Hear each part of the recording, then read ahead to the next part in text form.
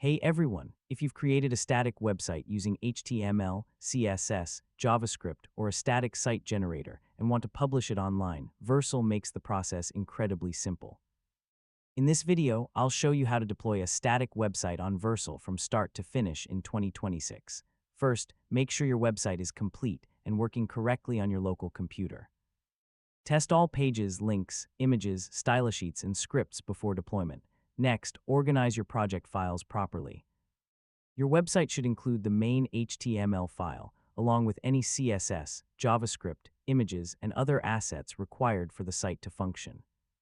Once everything is ready, upload your project to a GitHub repository. Vercel integrates directly with GitHub, making deployments fast and automatic. Now visit the Vercel website and sign in to your account. If you don't already have one, create a Vercel account and complete the setup process. After logging in, click Add New Project and choose Import Git Repository. Vercel will display your available GitHub repositories. Select the repository containing your static website. Next, review the project settings. For most static websites, Vercel automatically detects the correct configuration, and that's how to deploy a static website on Vercel in 2026.